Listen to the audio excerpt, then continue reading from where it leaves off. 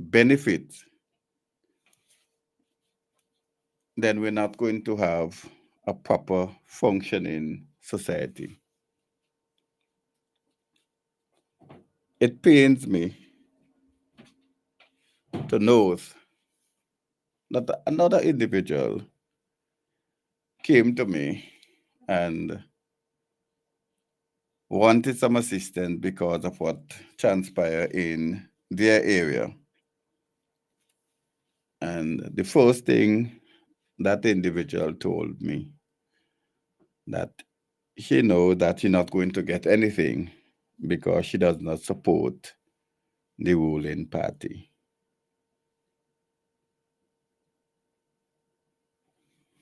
So I spoke to somebody who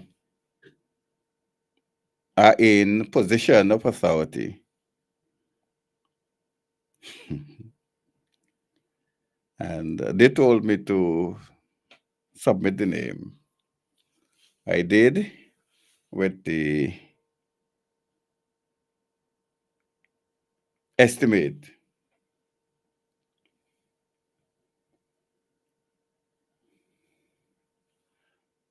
And when I follow up with them, they told me that they were ashamed.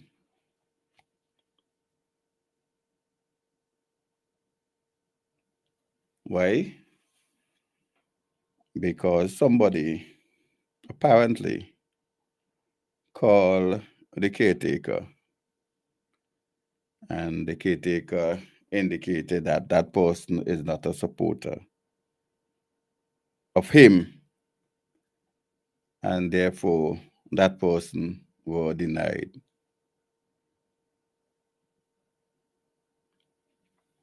the services or the assistance that were granted to a number of other persons. And I've been saying this from day one. We need persons with integrity in position of authority. We need persons who will look at the issue and deal with the issue. And that is in all level of our society.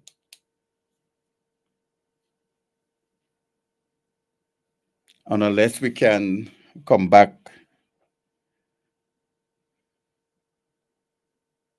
to this point in our development, we are but spinning top in mud. And somebody told me once the top cannot spin in mud. We are throwing top in mud. Pains me. A number of persons who were affected by burial also, who deserve the assistance, were never visited. They were never on the list.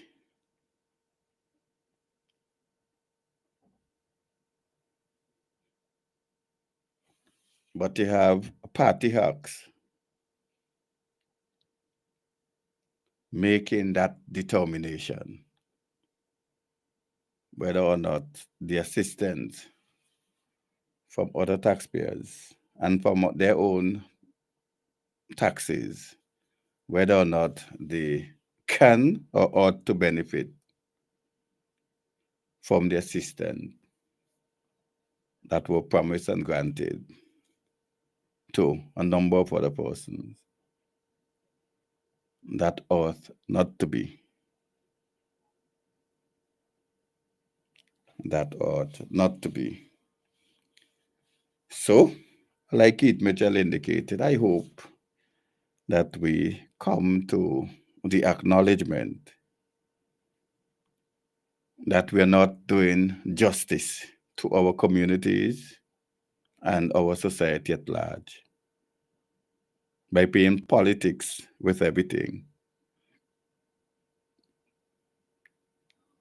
And history will not be reminded of us kindly. And some of us will only be good for the garbage heap of history.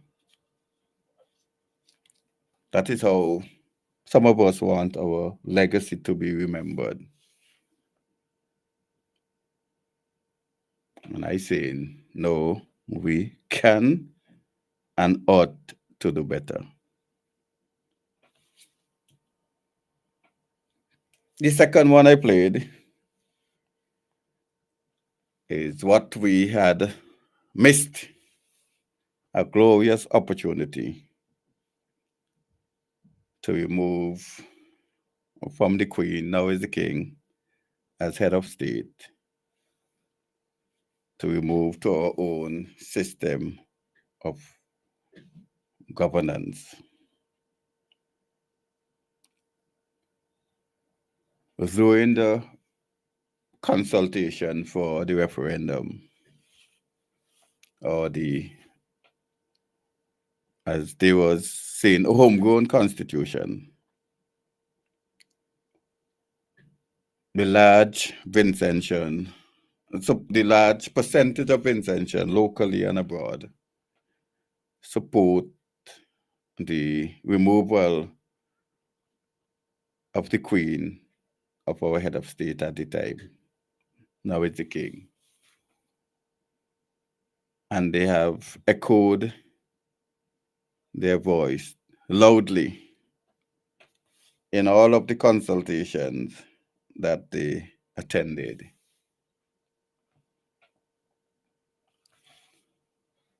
We could have decided to follow our constitution and vote by sections. We could have decided to take out what was troubling to our people. But it just showed me that we were not serious about constitutional reform or constitutional development in St. Vincent and the Grenadines. I remember speaking to some constitutional lawyers during the process. And I posed to them Section 38 of the Constitution. And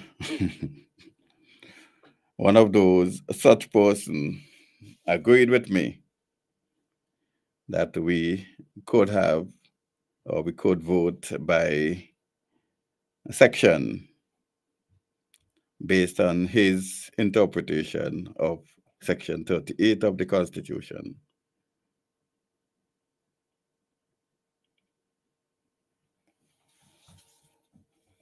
But we missed that opportunity.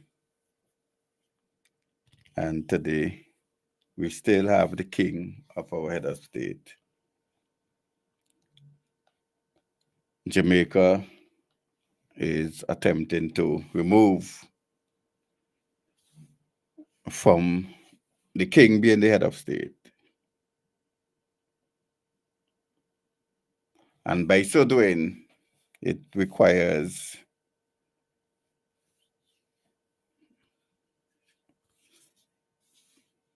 the members of parliament, I can't remember the percentage in Guyana, the members of, and also in the referendum by the people in order for that change to happen. I remember in our process, we suggested whether or not 2/3 was too high and whether we should lower it to 60%.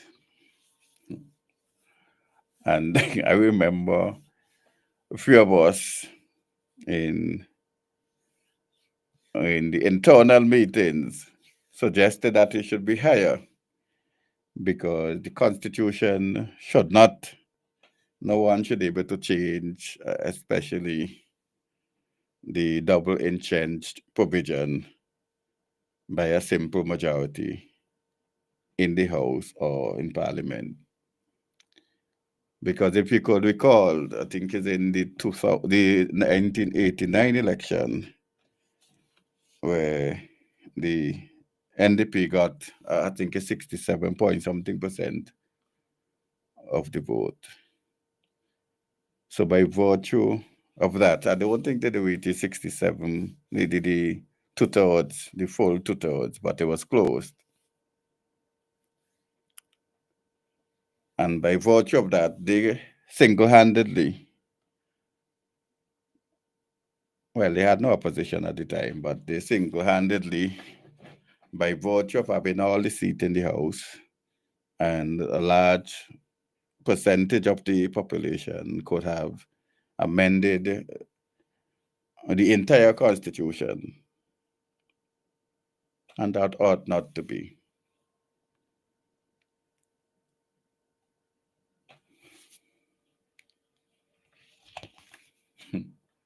And then the third one is interesting to note that two members, two lawyers from United States did the necessary legal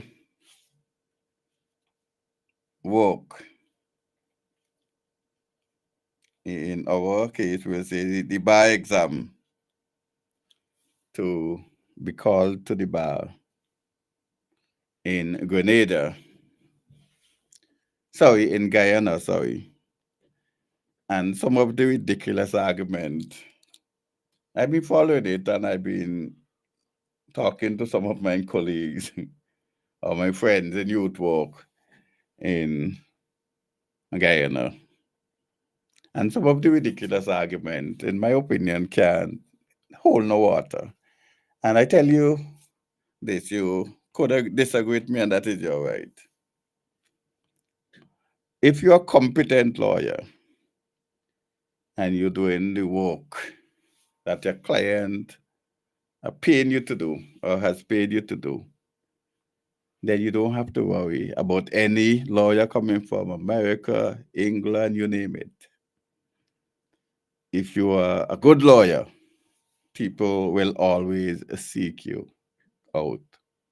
You will be sought if you're a good lawyer. So the only thing I could draw from those arguments is that the lawyers in Guyana either believe that they're not doing a good work or believe that those coming from United States are superior to them. That is the only conclusion can be drawn. Because if you listen to the clip I played, the Bar Association or some members of the Bar Association indicated that if those lawyers given permission to practice in Guyana, they will take work from the locals. And I laughed when I heard that. I laughed when I heard that.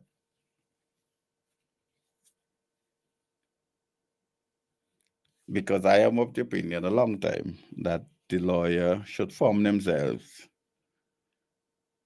into whatever you want to call them, group or have associate. And our lawyer doesn't have to go on their own.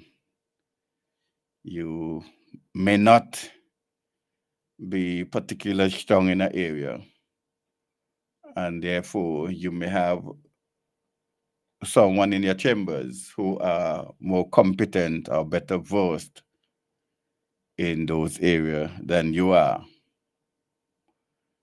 I know most persons, as they return from law school, they want to do everything.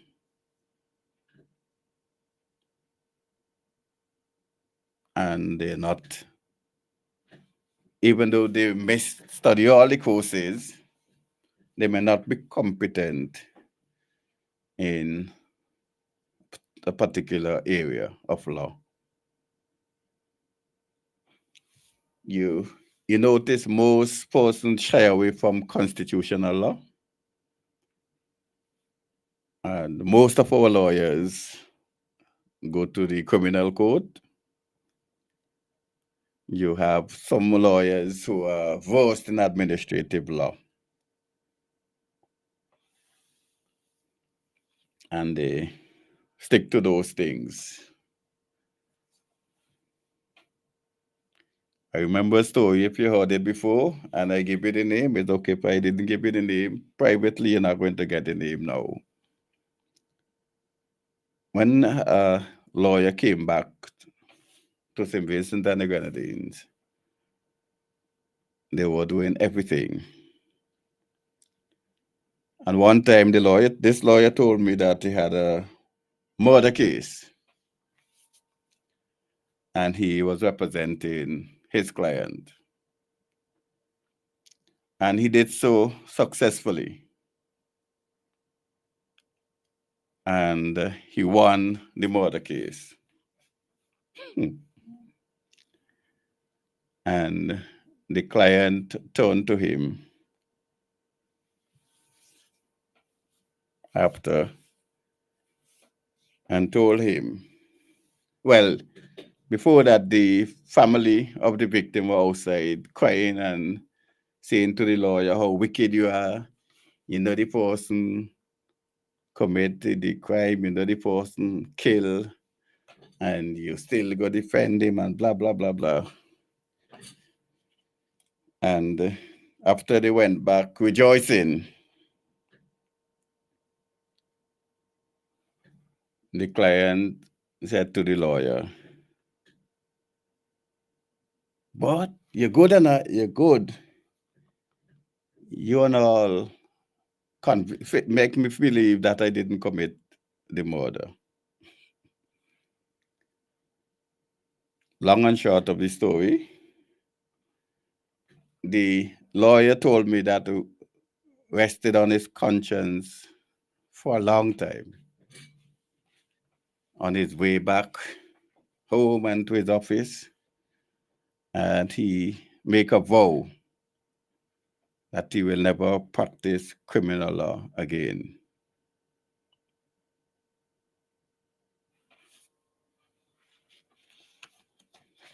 Maybe he would have been a very good criminal lawyer, because if you could convince the person who committed the crime, along with the jurors and the system, you have to be convincing. But by the end of the day, you have to live with your conscience. And your conscience should be your guide. So for some of the lawyers, I don't know if that happened in Guyana also. But from some of the lawyers who will receive client money and don't turn up to represent them, well,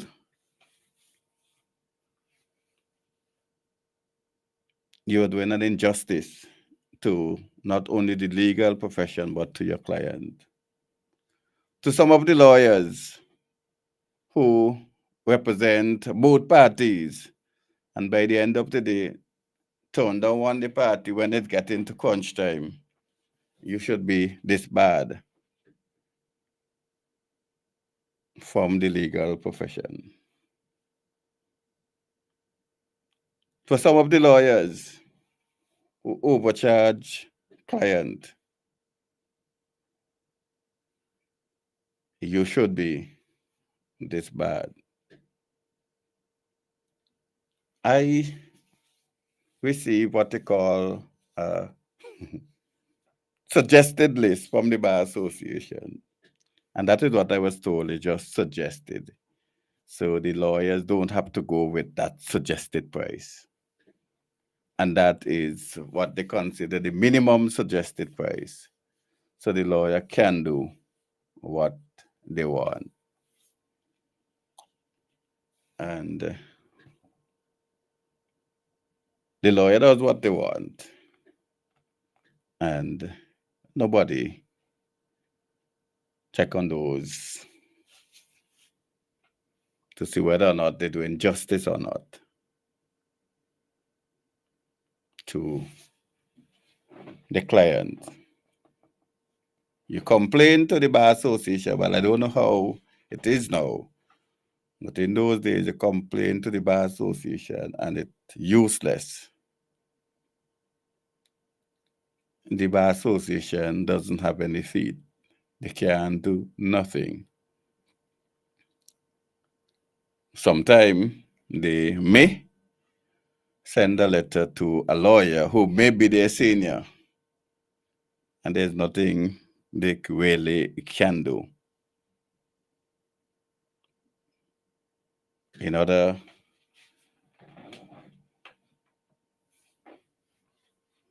areas where you take people lands because you charge them some wicked price, and when they can't pay, you take a piece of the land as payment,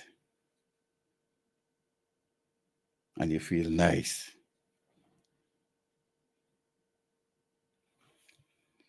So the last one before you open the line, before I open the lines, is in Bahamas. Well, Bahamas is a unique place for the last couple of months.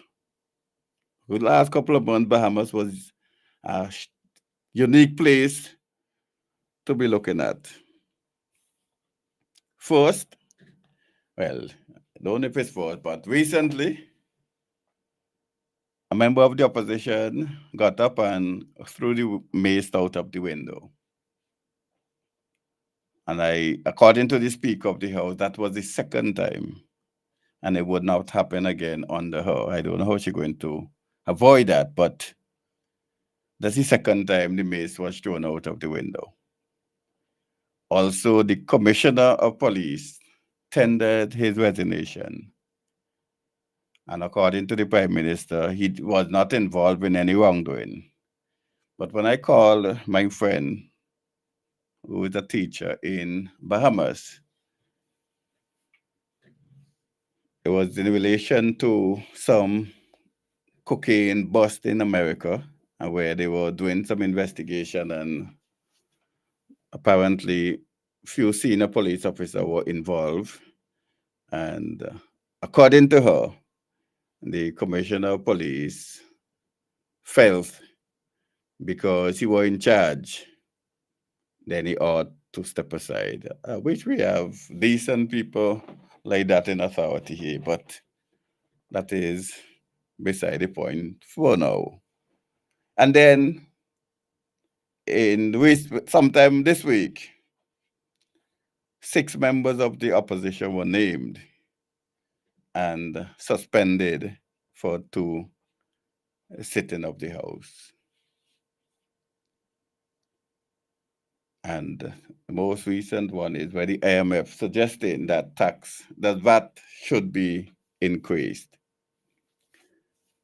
I remember when we had this VAT discussion in St. Vincent and the Grenadines, when Alwyn Lewis, Mr. Alwyn Lewis and myself, and remember he went up to the VAT office, and we were living in England for a long time, and he suggested to those individuals at the office that you don't start VAT so high, and you start it low and you move up gradually. And can't remember her name now, but they told us, oh, we just starting it and it will be lowered. And we said to the individuals and them there that nobody don't lower tax. Most of the time with VAT, you increase it, you don't lower it. I want to know whether or not it was a suggestion from the IMF or anybody because of our death, like in the case of Bahamas now. Because the IMF, even we suggested in some quarters that we are not a colony of the IMF, but we don't know what happened behind the corners,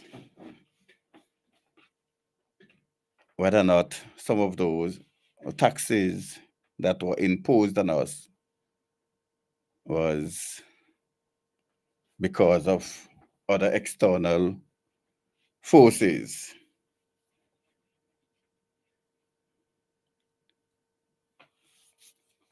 Instead of managing the resources properly, we decide not to manage it properly. And I tell you that a number of persons are on extension that ought not to be on extension. They should be home, taking care of grandchildren.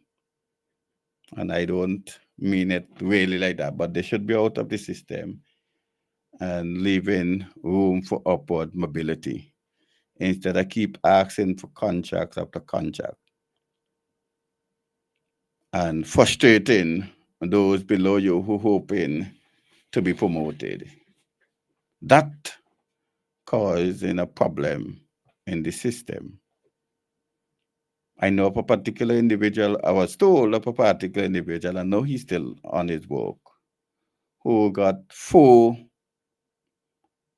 years extension. Every year they go back for an extension. I know other particular lady, well, I asked an individual the other day if she's still working.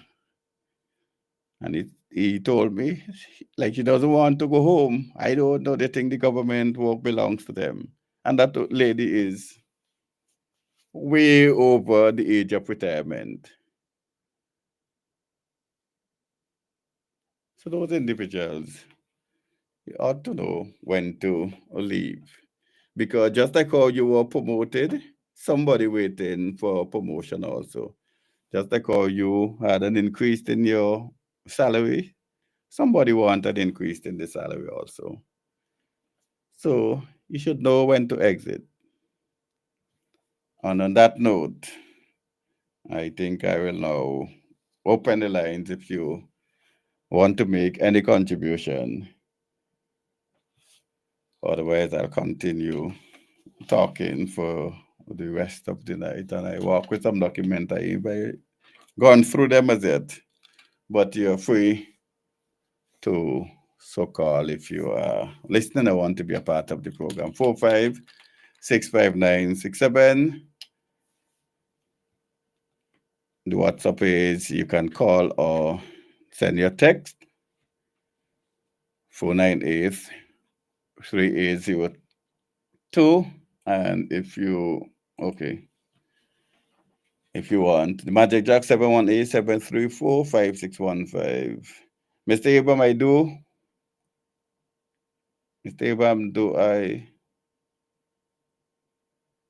Okay, I agree that there need to be a system in place to prevent such things from happening. My concern is even with such a system is the lack of enforcement of such. We tend not to practice enforcement and let those who have the responsibility to enforce turn a blind eye when they don't carry out their responsibilities they are supposed to. Yes, I agree with you. The problem is enforcement because there are certain laws on the books, and therefore, if we seem like we enforce them when it suits us, or when it's our opponent, but we don't enforce the law right across the board because yes, we don't enforce the law right across the board, and I think that is a major problem also, the enforcement of the laws. And if someone who is supposed to enforce the law doesn't, there's really no penalty for those individuals. So yes, enforcement is a problem also. Yes, enforcement is a problem also, and we should put measures in place. I mean, somebody suggested the other day that we should have an ombudsman. And I agree in principle.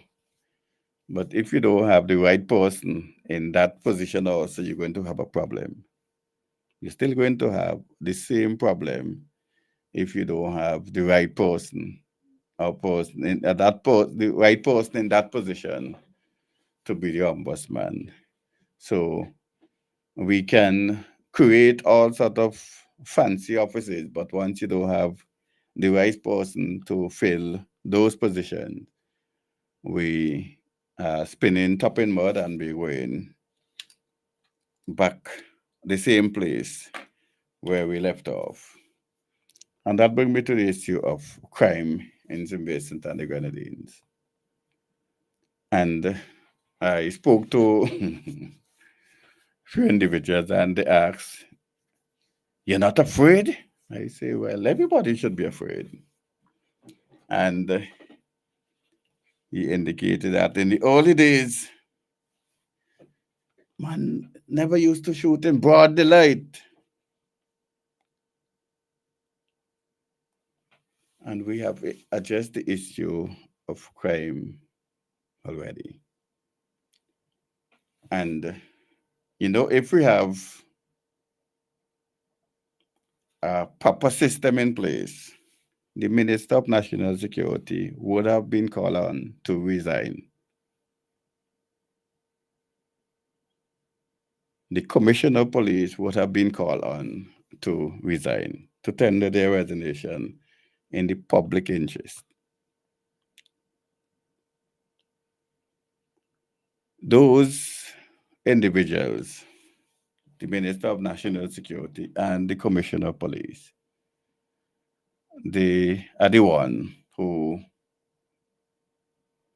trust are placed in to protect the society and put the necessary measures in place to help with the decrease of crime and criminality. We'll never get a total end to it, but we can do better. I know a number of persons have identified the causes, what they believe are some of the causes of crime. I remember when the late Victor Coffey was alive, when we used to go find out why some individual commit certain acts. So we could have a proper data in place to know exactly why these individuals or young people are committing certain crime based on the data, not like what we're talking about off the top of our head now. But you could have indicated that there's 400 persons in prison. 5 of them suggested, or 20 of them suggested, these are the reason why they continue to commit act of crime. We could have had those things in place, but in our society, we don't deal with data collection. If we do, we're not effective at it, and then we don't share those information with the rest of society because no one individual or organization can deal with crime on its own. So if we deal with those things, I know persons have suggested that when you had a lot of youth organization in place, you didn't have so much crime. When persons were able to go on the playing field, they didn't have so much crime, and they come up with all sort of reasons or explanation why they think that we have so much crime in our society today. And as one individual indicated, it's not so much the crime, but is the apprehension of the criminals, because that individual told me that murderers could be walking among us every day because of the apprehension and conviction rate. over the last a number of years were not good in terms of that. So, a number of persons who may have committed murder or homicide, or they are walking among us.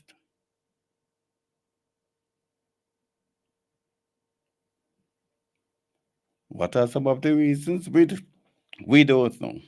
I know some people suggested crime, I mean, drugs, some suggested gangs, some suggested poverty, and all sort of suggestions and reasons we have why.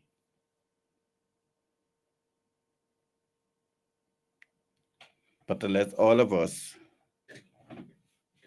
sit down, do the necessary collections. I mean, gone are the days when you have proper functioning department or organization where you could have gone to. I remember when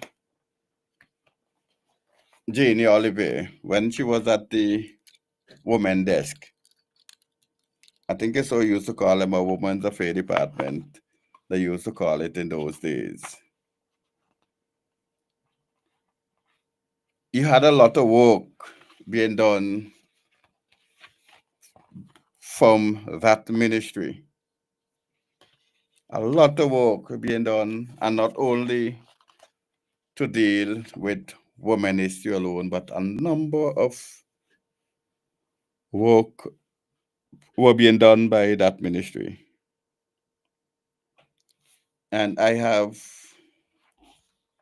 and not only work, a lot of educational programs were being carried on or out by that department of government. A lot, a lot of booklets were written, and you could have gone up at the Women's Affairs department and basically asked for any information you want, and you know for fact that somebody there would have assisted you in getting those information.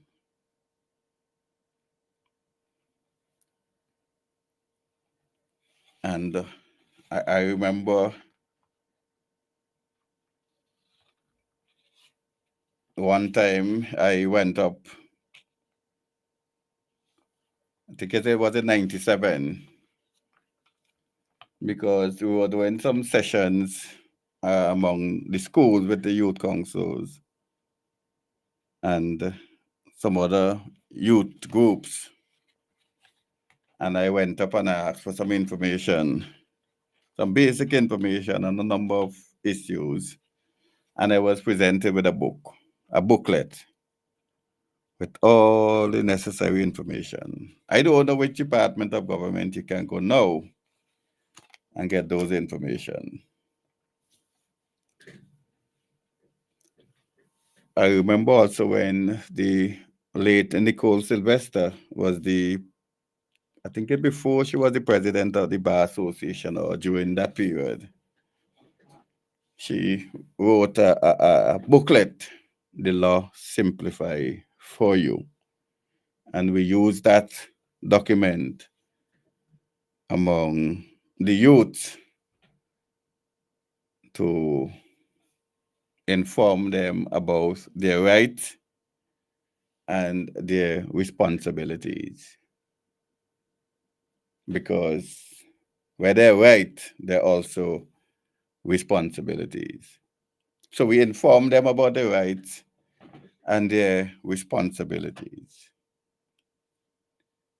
In those days, we had what we call the DARE program, operated by the police, and walk along.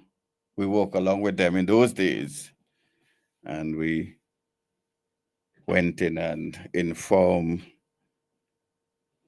the children in the school about their rights and their responsibilities.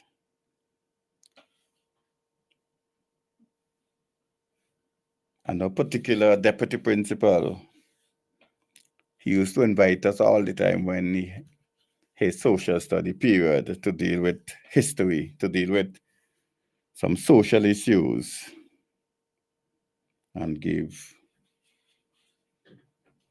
some nice session we used to have.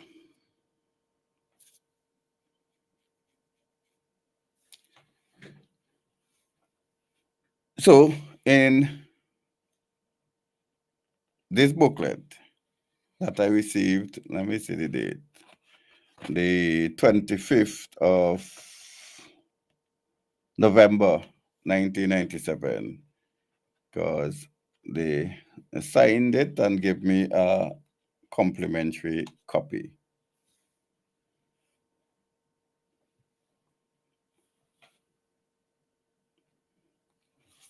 So we dealt with they say dealt with a lot of things, and I think it was written by Janie Olive and Colleen MacDonald. Okay, okay. Good evening, Patty. But I can sum it all up by saying that our Prime Minister and the head of our police force has brought this country to shame. I hope that they think twice before collecting their paycheck this month. We are the voices and the Facebook dummies who love to tell the other party that they are bringing down the country. They put themselves under a rock. They too are carrying the shame of the country on their shoulders. And the bad thing about it and is that we are not hearing any solutions or any real thing that they're going to do. I remember sometime, I can't remember if it's earlier this year. I think it's earlier this year when the police came out and say they have a plan, and they was given certain amount of months or before the ending of the year to come up with some recommendations and some solution to something, and they have those things and they were ready to or about to put some of those measures in place. And we are still awaiting. I mean, I know in the early days also where the police used to work with the community closely, work with the community closely. I remember once I was in Chatabele, and I met this police officer, and we were doing some work in the Chatabele area. And he came and asked if he could be a part of the program. And he was part of the program. I remember when we went to Barley, I think I can't remember his position, but Tanis at the time, he was in charge of was responsible for that side of the police youth club, and we walk along with him in the police youth club, and we'll do some stuff together in the police youth club. And the police youth club was vibrant. I don't know if you have any police youth club still, or if they're functioning. I know after Thanes, I think it was Kamabash, and I used to see those youngsters going to and getting involved in activities in the community. So the police work along closely with the community. And let me say this, and it's not no indictment really, but if you want to take it as that, then you are welcome to so do. In those days, the police were more respectful. In those days, the police were, to some extent, a symbol of authority. And the people used to respect the police, not because the police demanded the respect, but because they earned the respect of the community.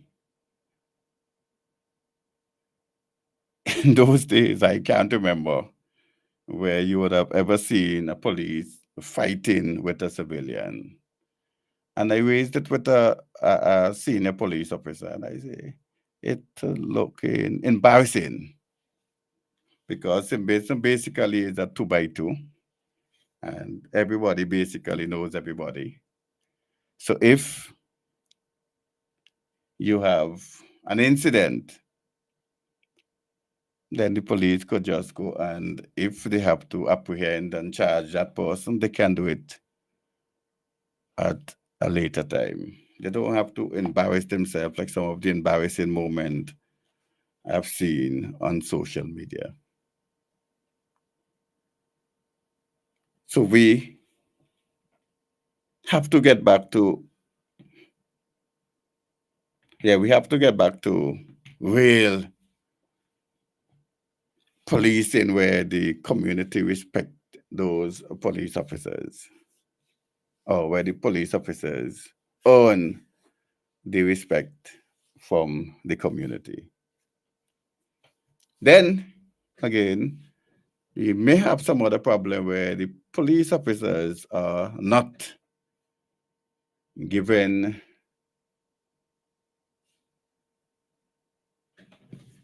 are not given the necessary tools to do their work, because we cannot play win ball cricket with coconut bat like we used to do in the early days. You have to get the necessary tools to do the work. So a number of the let us go with the traffic offenses. Let us take that. So the traffic offenses, what we did, we removed the traffic lights and we put police officers to stand up in the hot sun. The traffic lights, in my opinion, used to work. You find few individuals run the red light, but you can put the necessary measures in place to deal with those police officers. But what we did, we moved the traffic light and say Vincent Cheney ready for traffic lighters yet. That was the most dumb statement I believe I heard. So that is a problem. So let me stay on traffic a while. So my opinion, the traffic laws need to be amended. Serious amendment to the traffic laws. In my opinion, the traffic laws are outdated and not living up to our time. I remember going whether on the whether on the leeward side, and there was speed limit posted there, just like how you have the bus poles or the bus stop, and the speed limit used to be on those things. For so therefore, if you have those speed limits there, then you can deal with those things. We see reckless driving most of the, and let me explain something to the police officer who I believe they may know also, but let me just explain something to them. Most of the drivers, and I say most, appear to respect the quote unquote the traffic laws when they are in Kingston. Most of them. But when you out of Kingston, then they don't respect no traffic laws. Let me tell you something else, police officers, because I don't know if you all observe it, but most either the conductor or the driver communicate with other omnibus operators and determine how fast they should go. whether or not they should try to kill me or kill themselves, because an omnibus may be close behind them. So they told me whether or not they're going to decide to kill me or kill themselves. So, and you will see, or you ought to know, that a lot of them, they go to the bars and they purchase whatever they want to drink. So, in the amendment of the traffic laws, you need breathalyzers. You need the gun, what they call it too. I can't remember the name of it, to say how fast they're going. We suggested last time that we have body cameras. So the laws will have to be amended to put all of those things in place. We have suggested years ago, instead of just giving them a traffic ticket to be paid on the spot or challenge it in court, and a police officer, if you challenge it in court, you'll have to pay 250. If you take the ticket and pay, you pay $80. So you, instead you do that, you give them points, and after number of offenses, you suspend their license. And you may see you dealing with omnibus, not only omnibus, but everybody. But let us deal with the omnibus. They're the one appeared to be more reckless on the road, and I know a few of them told me, oh, they have mortgage to meet at the end of the year. Not only you, but the private vehicle owners too. They may have to pay mortgage. They may have to pay at the end of the month also. So it's not only you, but we can do better on our streets. We suggested earlier that we're going to place cameras, CTC TV cameras in and around Kingston and hotspot areas. And we thought by placing them there, it may help in the deduction of crime or criminal activities. And maybe even in traffic offenses. But when you get caught up, and just to indicate that those cameras are not working, I should say those things, those decorations, they're not working. So we want to know what is the purpose of installing those cameras and they are not working. What are the purpose? If they were supposed to help us in dealing with crime and criminal activities. So, could we get a group of individuals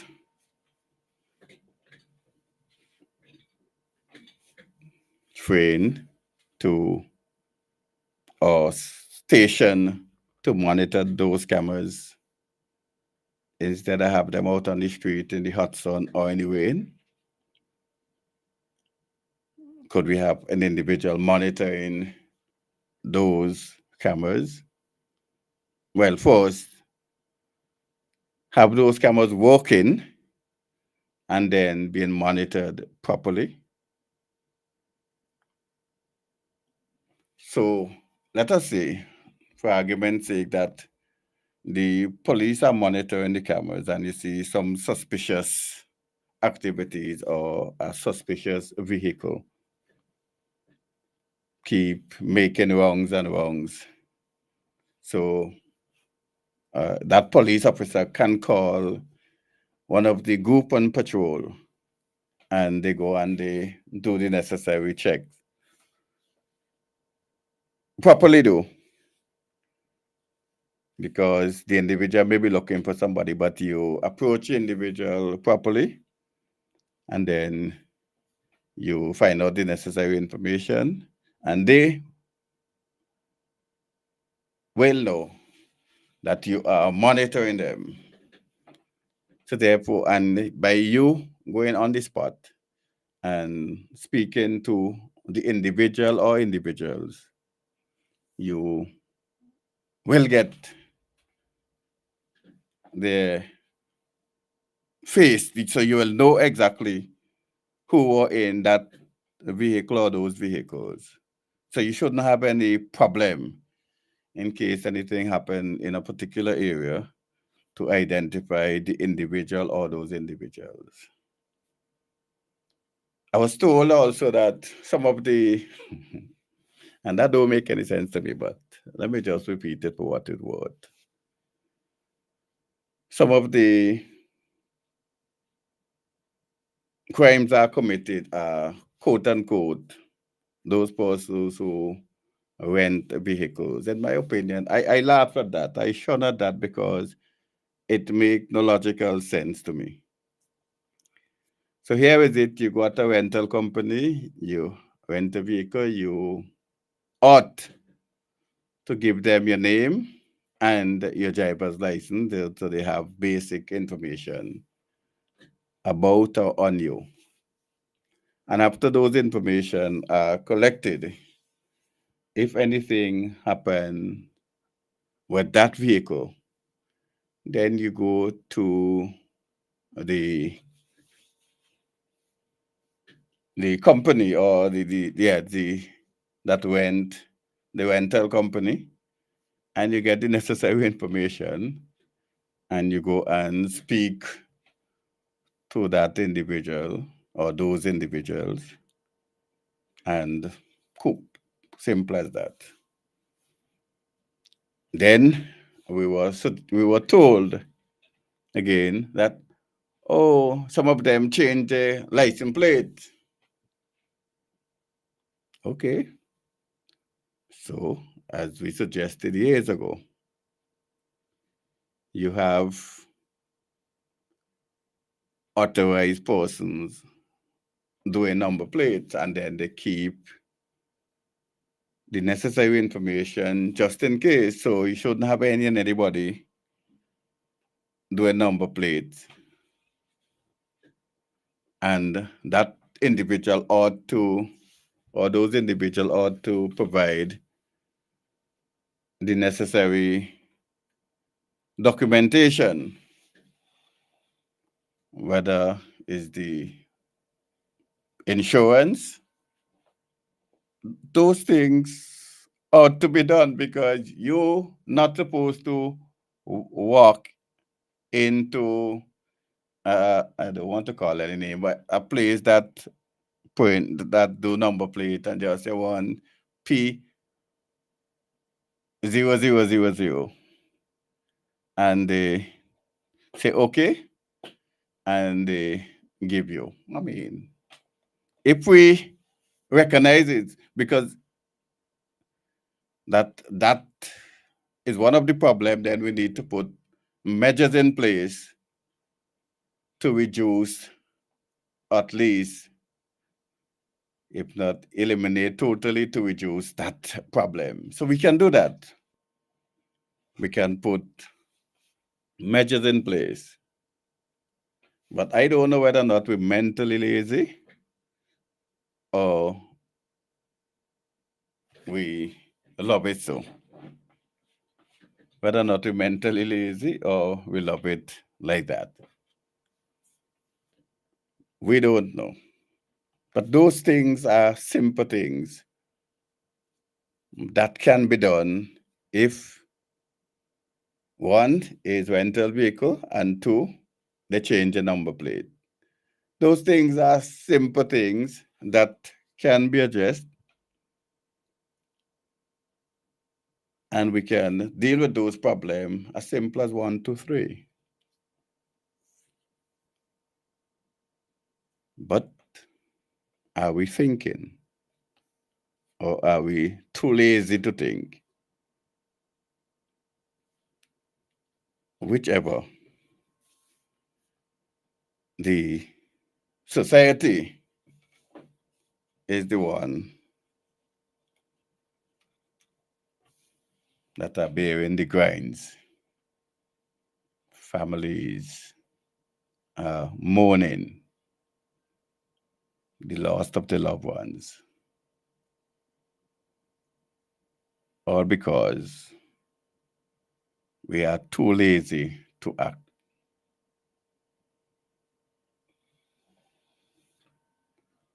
The other thing is that allow the police officer to do their work.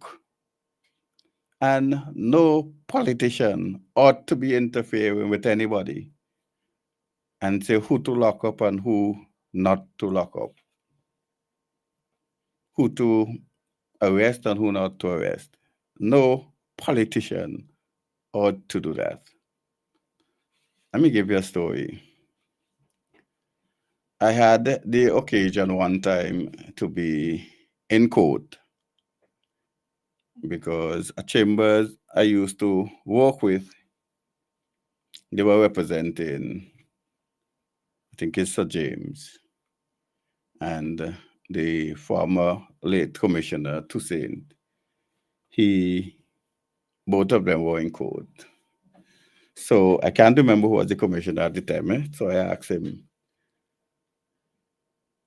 boss, when you were commissioner, those things could have happened under. He said, never. And look, Sir James there. Sir James, know that I was responsible for the force. He was responsible for the country. I was responsible for security.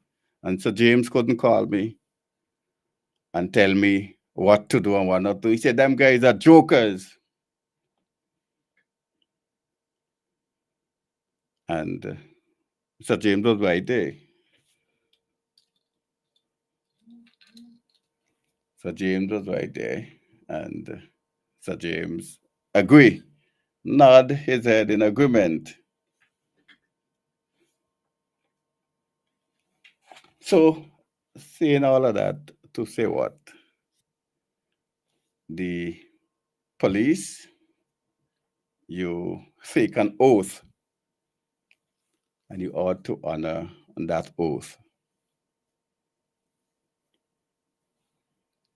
Whether or not it's Tom Jones or whoever.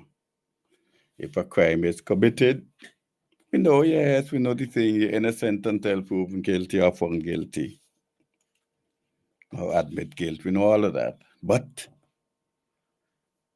that individual, no one ought to be above the law and believe because the Godfather, I am the Godfather, that they can do what they want with impunity.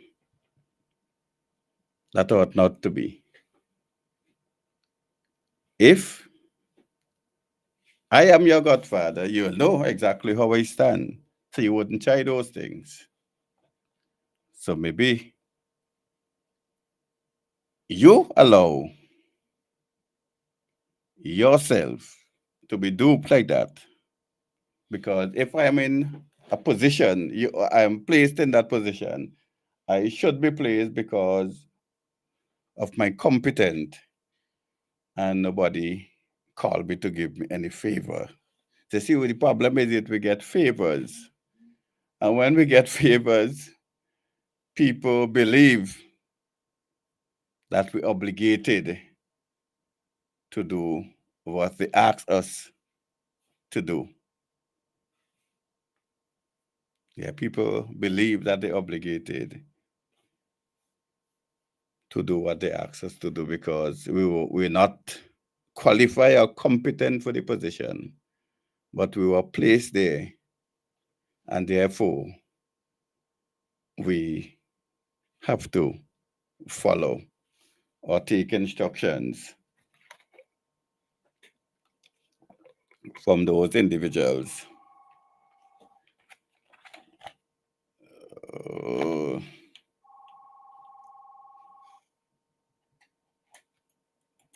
Pleasant good night. Hi, good night, Good night. Abraham. Good night. Of your fire boy, Nah, you're not here tonight. you know, you tonight you Yes. playing Santa Claus? I don't know he playing. But really wanted him to be here to ask him something. He hearing a night, so he might call in. So if you ask him, he might just call. He might just, Yes. you know. Yes. When you're on the topic with police of Yes. today and police of Mm-hmm. yesterday, is a big difference. Correct. It's a great, great difference. Mm-hmm. Yes, in character, how they carry themselves. Mm-hmm. Right now, the police them don't even concern how the deportment. Mm-hmm. Oh boy, you know why too? Long ago, to be a police, you have to do an exam. If you pass that exam now, Mm-hmm. they went to do the selection process. They have to go in the village, find out X, Y, Z, Mm-hmm. have something to do with army character, Mm-hmm. even your family, who they are and what's not, Mm-hmm. before you are being selected, and then you are trained. Mm-hmm. They make sure they train you. Now, if there's a vacancy, a list is sent out to each constituency and just the name. Mm-hmm. I know in 2015, a batch of police was not selected, a group of young people was selected to be police. Mm-hmm. The name was just sent, get ready, report to the Yes, I remember that. you remember that? Yeah, And that they was up were never trained. on election day. Yes, and Yes, they weren't trained. I remember And that. to be honest, when I go and I see one of, she was the sentry, she they Mm-hmm. keep in duty. Hmm. I said, Lord, that must be no training at Yeah, I all. remember that. And during Mr. Miller time, Mm-hmm. he had to suspend a lot of police, send them home. Hmm. About 18 or 20 of them for misbehavior. Hmm. So it's the selection process is a problem Hmm.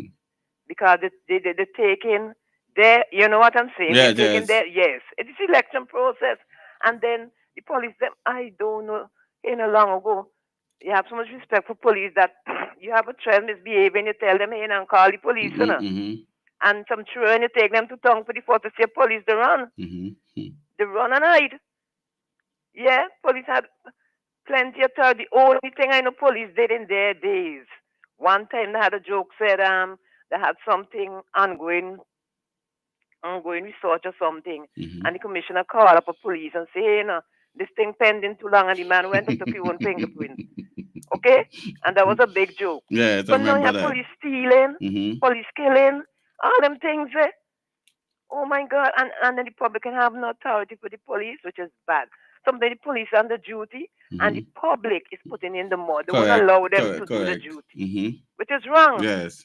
Yeah, a police stop a van, the people in the van, Mm-hmm. everybody in the chanting. Mm-hmm. Leave the man and they're Correct. not Correct. supposed to do that. Exactly. And like they're not aware of it because the police could lock them up too. Mm-hmm. Right? So it won't get better. The police won't get better. And then most of the time the commissioner, well, I don't know why you have this man still acting. Why do you have him acting still? The only prime Eh? minister could answer that. Then you talk, how did we get the cameras? Were they donated to us or we bought I them? can't imagine. I think someone donated, you know. They were donated? Yes. Oh. And then you talk about traffic lights. Mm-hmm. Oh my God, those cousins, them two cousins, just came in and decided to wreck the country. Mm-hmm. The first thing one of them, the cousins said, "We get it." So you, um, when you're thinking about development, you see traffic lights, Mm-hmm. and you just in your mind when you get there to destroy them. Hmm. And I remember that good, he hired some thugs from up street, but the one crossed by Garfield Hall, they give them a rail. They had to work hard to get that out. The only one they take down is the one up by Sinel, Yeah. by Mm-hmm. Sinel there. Yeah. Yes. The one still remains. Mm-hmm. What is the reason? Eh? And people ain't really see the start with destruction. You Mm-hmm. destroy the traffic light, and then your other cousin come say, he closing. He would like to close down some business places. Hmm. Eh? And you feel good. Those things are wrong. It must. They're wrong. Those ministers, preachers, pastors, and so. If they had the spirit of discernment, they could discern that something is wrong. Mm-hmm. It's not on the wrong footing just to destroy. Hmm. What I want to talk about now, Lord, excuse me, I have a cold, Mm-hmm. is the Botanic Garden. Mm-hmm. Why are they using the botanic garden for this kind of thing? You lighten? Abraham. Okay? Why? And guess who gave them the National Park, River and Beach Authority? Mm-hmm. And the National Beach, excuse me, and Park Mm-hmm. Authority, Mm-hmm. they're supposed to see about preserving our heritage Mm-hmm. and that sort of thing. Eh? Why are they lighting up the Botanic Garden? Eh? It's a form of income generating. No, you sure knew that as an income generating, Mm-hmm. Abraham. So, when I was there, Huh? sometime they indicate, I think it's 12 years they say they're going for. Yes. Yes. 12 what? I think it's 12 years they say they're going for. 12 years. Yes, I think it's either 12 or close to that. And after 12 years, what happened? Well, they didn't tell me what money they make. Because when I was there, they was putting up Excuse the me, and light. this National Park and Mm-hmm. River and Beach Yes, Authority. yes. That is a statutory government body that Mm-hmm. protects the rich natural, cultural, and historic heritage of Cindy. Mm-hmm. But they say a lot But of they're not families, doing they that. say a lot of families go there and enjoy themselves. Excuse me. But no, they're not protecting it. Hmm? But why diagnosing it's two kind of name on is there. Mm-hmm. One for the elites and one for the slaves. Right. You have to tell me where the one for the late this so I could go. You want for the elites of garden. Okay. No, anybody that's go there, man. Huh? And anybody that's go there, just You have, have to have your car. You have yes. to have pay $10 to Yeah, go in. correct. You could pay $10 every night. No, you ain't have to go every night.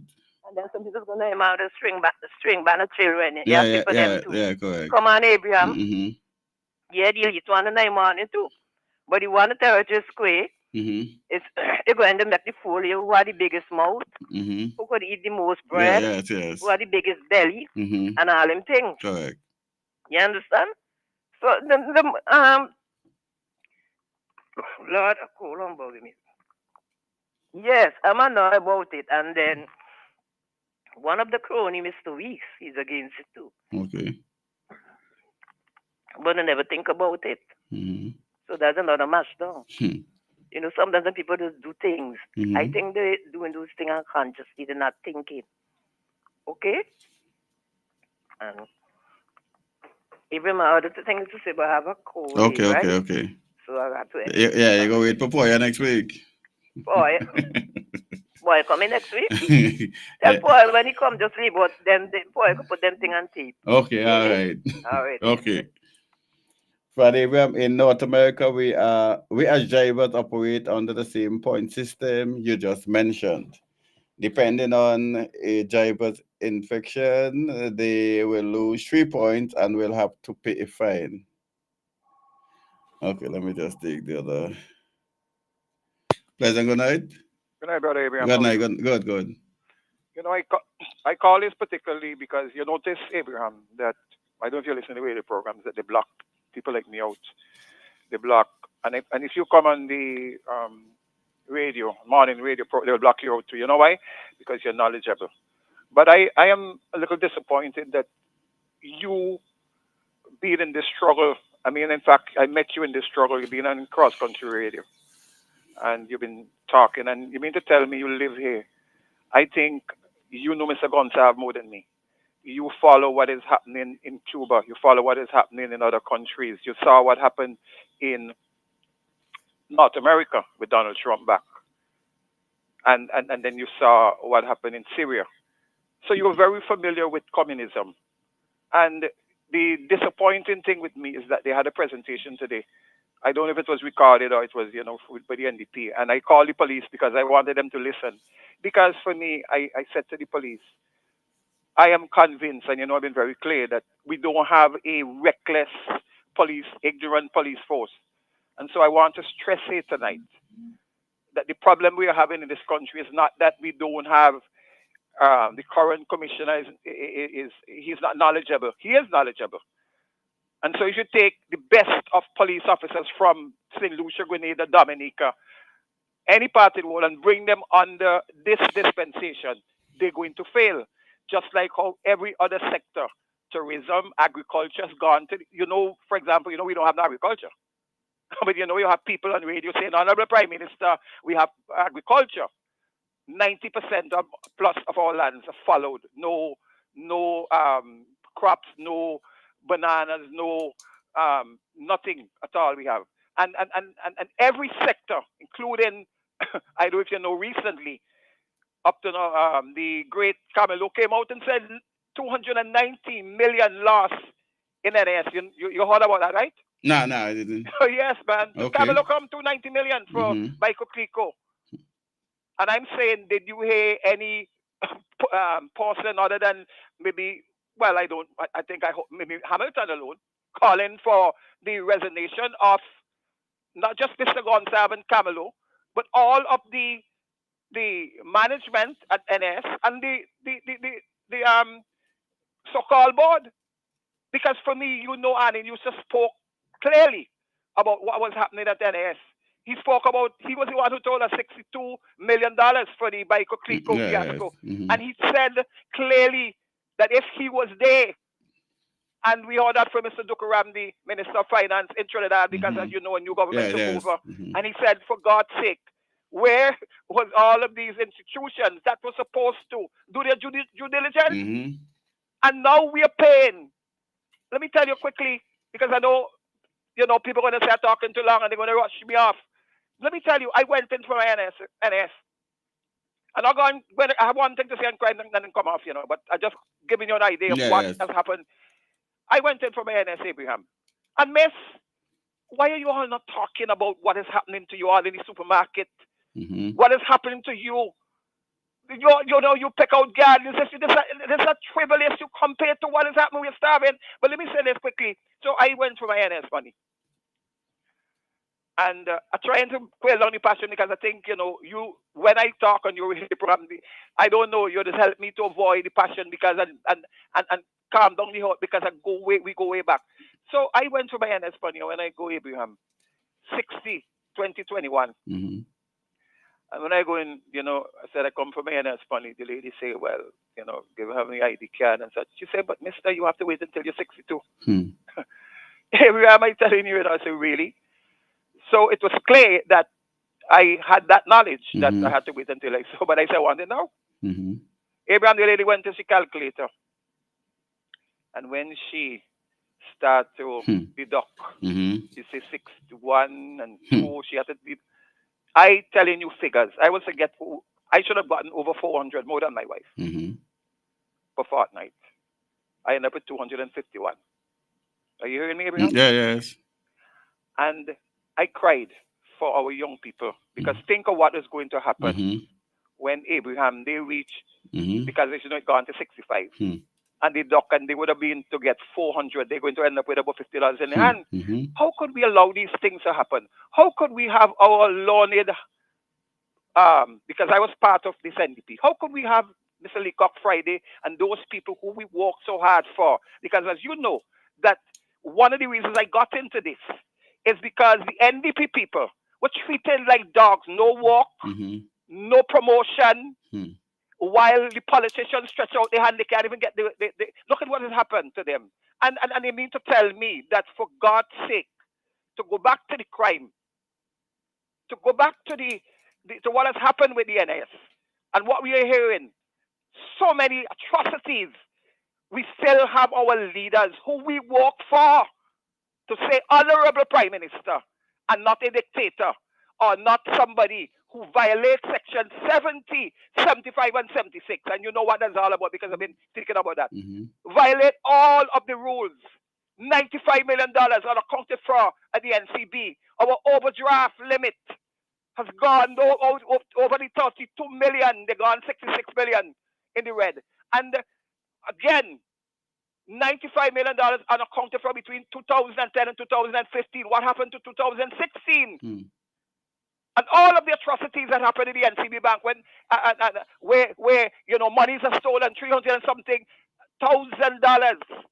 And I'm saying here, for God's sake, our leaders, when I say our leaders, I am part of this. So if all you think that I don't have anything to do with NDP, kick me out, or I'm a traitor, I left my party. I could have gotten silver and gold. And I came in this struggle for Honorable Annie Eustace. and I gave Dr. Friday when he took over my support. And every day you hear them coming, and maybe when I put down, you hear the amount of Honorable Prime Minister. I am saying the problem with the police, with the crime, has nothing to do with just the police alone. Yes, you have to blame them, as you say. But if even, Brother Abraham, you bring the best of police officers, or you put Abraham and Hamilton with the most credibility, we won't last long. And so we only way we're going to see the back crime is to see the back of a dictator and a dictatorship. The only way we're going to see back our country. And this is why there's a change in America.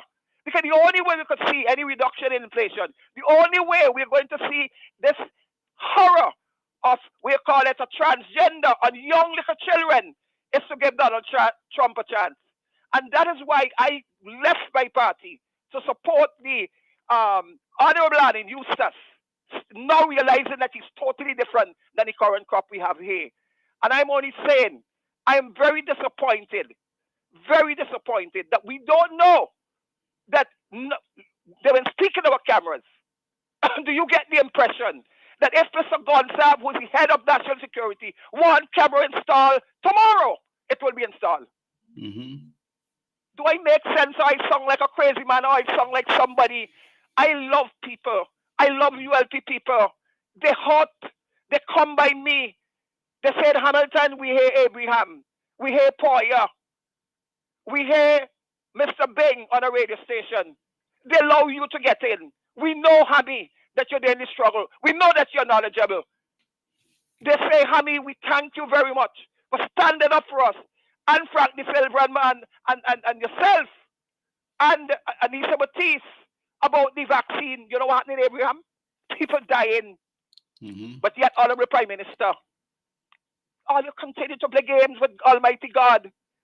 Whether you're NDP or whether you're NDP supporter, because one of the difference in my life is that I know that they were going to come at me to tell me, oh, you know, how much you getting? 1,500, 300 allowance.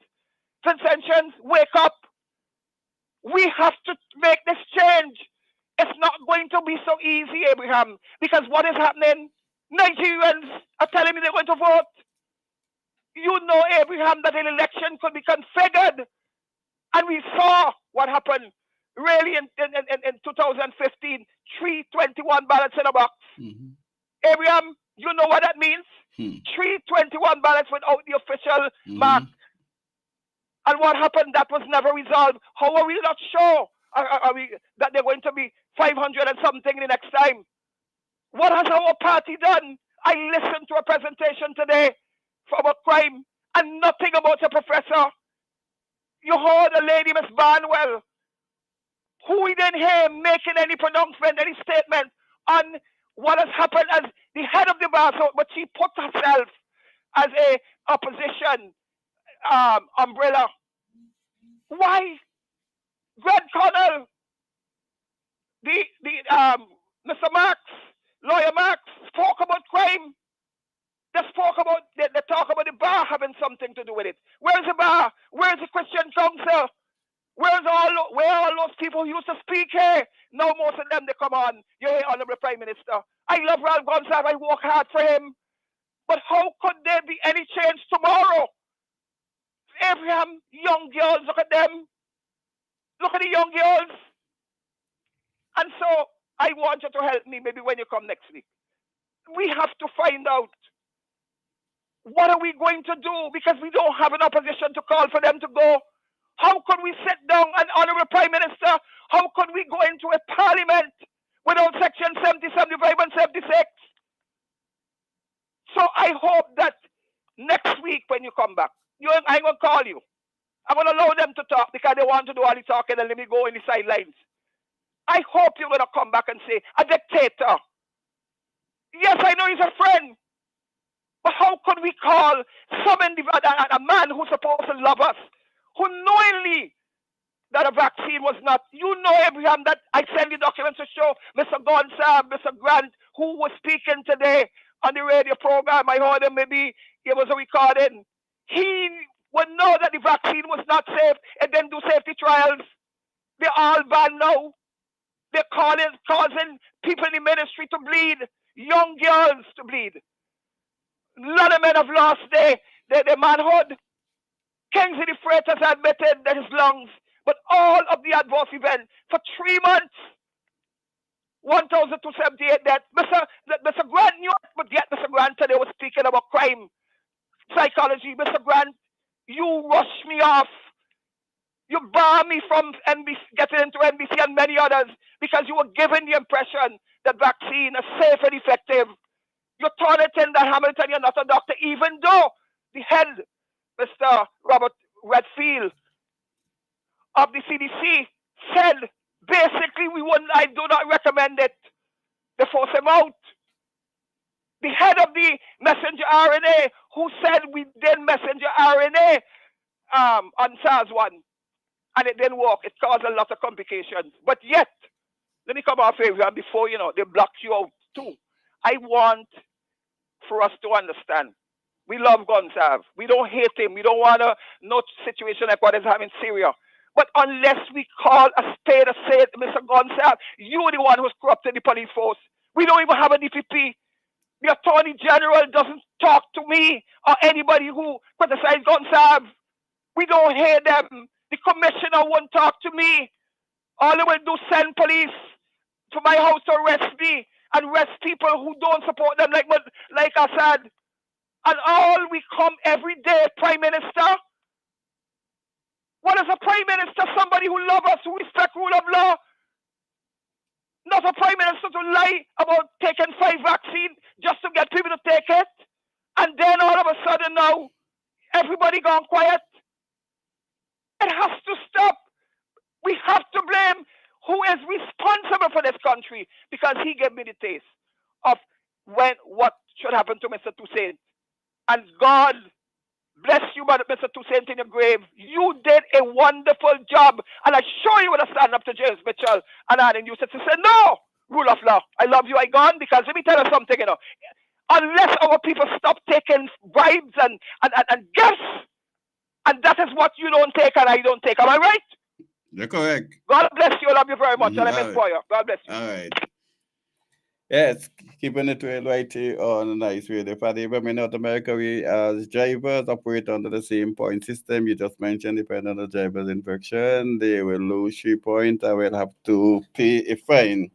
Those points stay on their records for 6 years.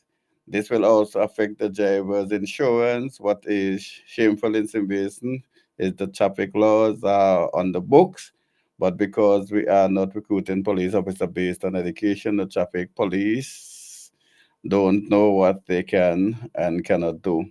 Why do taxpayers have to be funded the police when they are not charging drivers who are breaking the laws on a daily basis? Who are breaking the law on a daily basis. When officers are installed based on politics, then no one can tell them what to do. Pleasant good evening.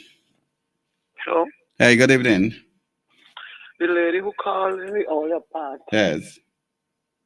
I don't want to call her, right? Yeah, yes. You know who called her? Yes, She know yes. because she listening. Yes. Just tell she surely, she must call her. Mm-hmm. 455 455 2992. Mm-hmm. She know me. Okay. I trying to get on to she a long time. Okay. I can't get on, but this is the only time I could get on to she. Okay, cool. Yes, tell she called me. All right. Well, my friend Padong, if you're listening, 455-2992. Listening to your program. We are cleaning. We're cleaning the street or your house. Mr. Hamilton, you speak of change, and I hear you daily on various stations. And on one of those occasions, recently you said you will not vote if you truly believe in the democratic process. I urge you to reconsider every vote matters. So I'm telling you, guy suggesting that you say you're not going to vote, but if you believe in democracy, you should reconsider your position and go to the polls and vote. Yes. So keeping it real right here. So we look at those things, and I was given some information, but I don't think I will share that information. But yes, we need individuals who I don't think, let me just respond to the other one first. I don't think that I think we have more certified police officers now in the force and more quote unquote qualified, and I say quote unquote qualified police officers in terms of certification in the force today than we had in any other time in history. What I think the problem is that they're not allowed to do the job as they are trained to do. And I think that is one of the problems that we may have. But I think we have more certified police officers. You have a lot of police officers. Yes, I think you have some police officers who I think we have a lot of police officers in the force who have certain degrees, whether law degree and other things now. And we have posts with all sort of qualifications in the force than in comparison to yesteryear. What I am not seeing is that those certification, quote unquote, qualification are put into practice in terms of fighting crime and dealing with the real issues of the day. That is what I'm not seeing. So with all the degrees and all the qualifications, I am not seeing I'm not seeing in terms of the work, in terms of the police force. Tell Frank De Silva call and share some real views. Frank, somebody calling on you to share some real views. Yes. So that is my thing, because yeah, who have masters in this, who have a bachelor's, who have diploma, who have this, and whether or not the top management of the police, the leadership of the police are not listening, I don't know, but we know that there are lots. So I don't think the issue is, yes, I don't think is the issue of qualification or certification. I think it's the issue of application. Father Abraham, it is sad that though that we lost two people because of road fatality today and not one word. Yes, I know somebody sent something to me. One of them is a 40-year-old high school student. Somebody, let me see if I find it. Yeah, one of them is a 40 high school student, and I think the leadership of the high school sent out condolences to her family, the headmistress sent out condolences to her family. I think that one is from the village of Diamond, and she lost her life 14 years old, and we don't know the reason why, what happened in terms of the vehicle and other things like that. So I hope that a thorough investigation is done and we can know the real cause. Because, like I said, the issue of reckless driving or driving without due care and attention, however you want to class it or put it, we have a problem. Let me just take this call. Hold a while for me. Pleasure. Good night. Good night, my brother Good night. Good Abraham. night. Good night. Yeah, my brother Paul, man. Make Night. you outside Christmas caroling, man. All right. Yes. Brother Abraham, you hit some topics early on Hmm. with the Constitution. Yes. Genuinely, I think this Prime Minister never wanted the Constitution in a way so that it could actually improve the Vincentian civic responsibilities or approach to governance in any way to enhance us in a modern way. Because, as you said, you could have do it piecemeal and you Hmm. could have vote on everything Hmm. that you guys agree on. Hmm. But and you can make your argument based on what you see from this prime minister. Now, And you mentioned the removal in your program. I think is Sonia mentioned it, that they removed the Traffic lights. the stoplights. Mm-hmm. Now, why would you remove stoplight? That could give us drivers stopping when they're supposed to stop. At least do something to the reckless driving in St. Vincent and the Grenadines by putting caution. Mm-hmm. It's you know what I mean, putting caution at the forefront so that you could it could emphasize safety. Mm-hmm.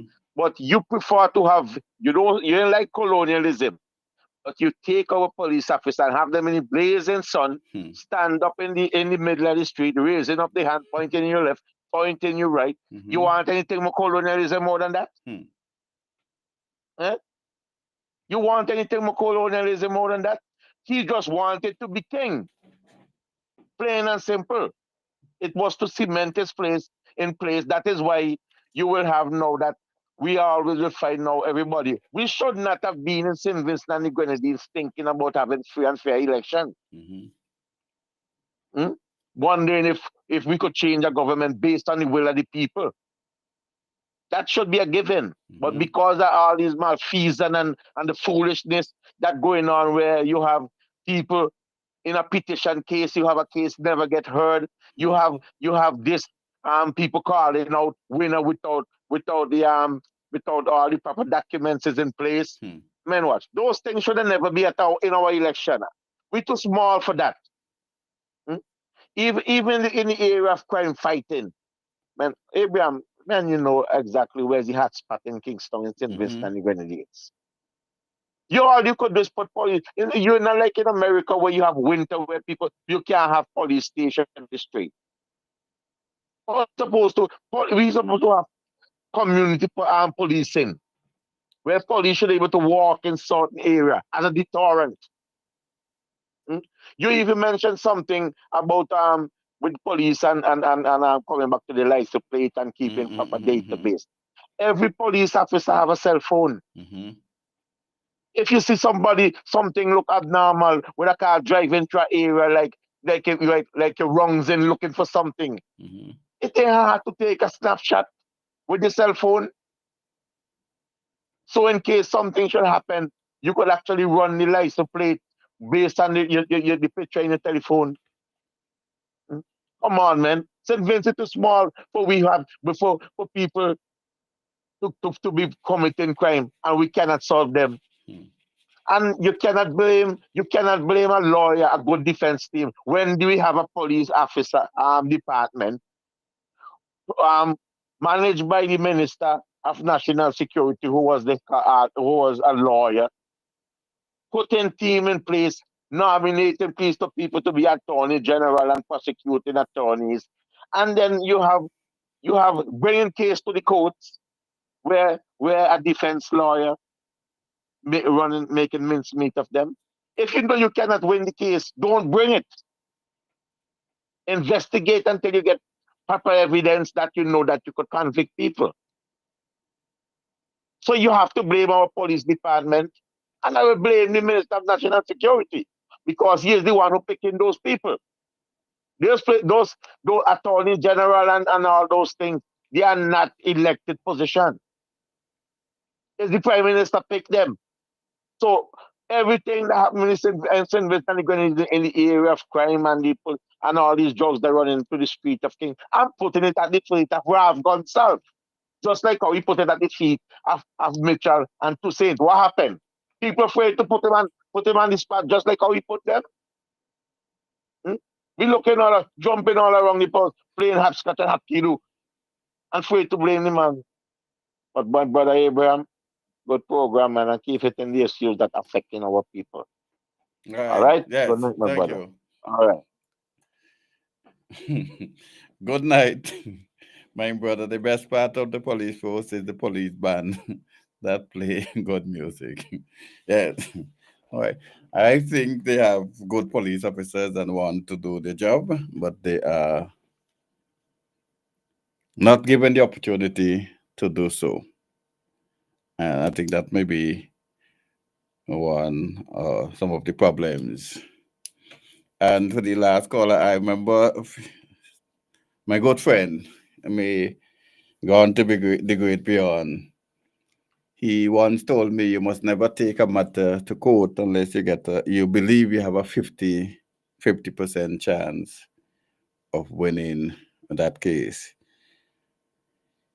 You know some of the matters that went to court in most recent times were pressured by the political directorate, and they know that you don't have a 50% chance of winning any case. I remember the one with Cornelius, what is his name again? John. And from day one, I know that Cornelius John was not going to win the case. From day one.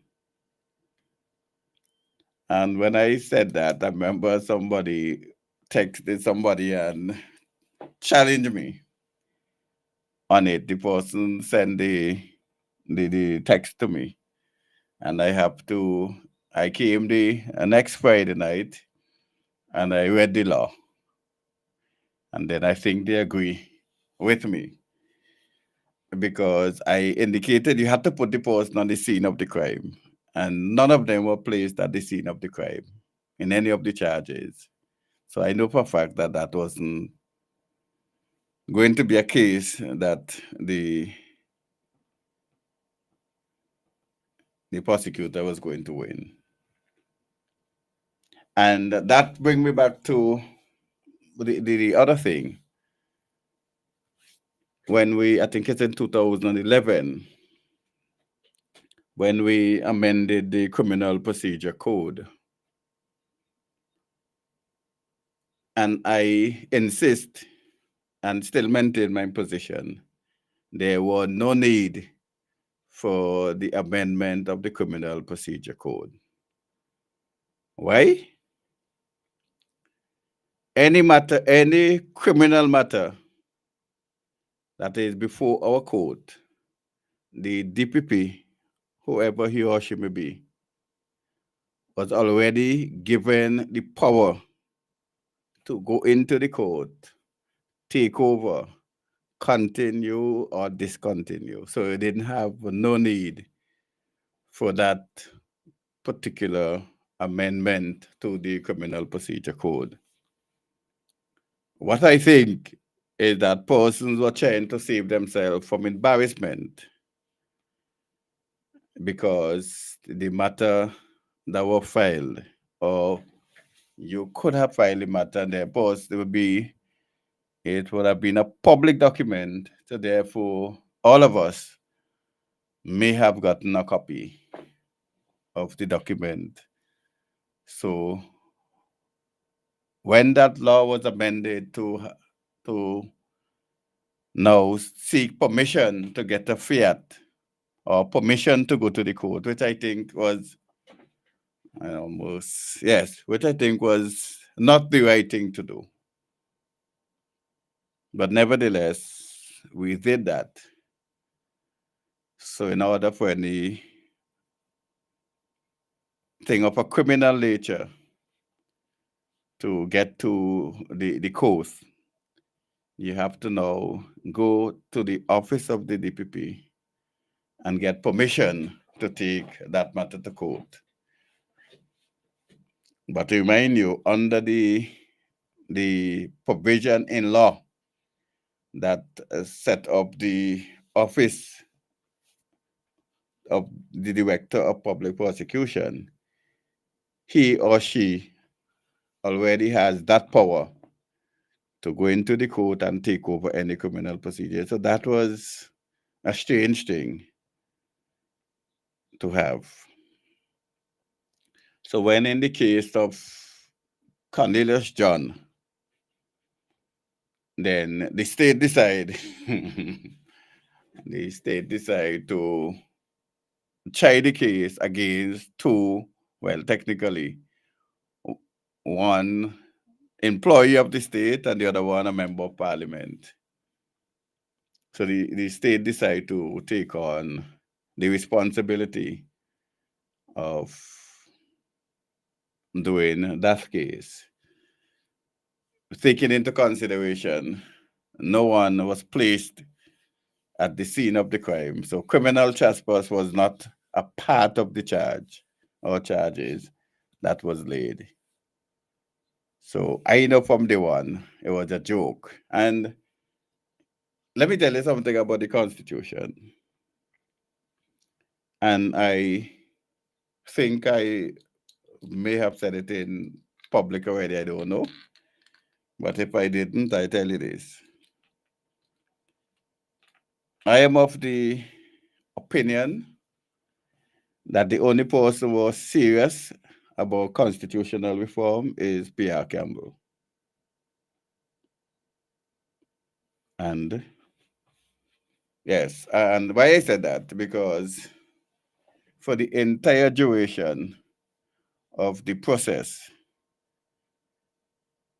Pierre Campbell office he neglected his office basically for that entire duration from 20 late 23 to 2029, 29.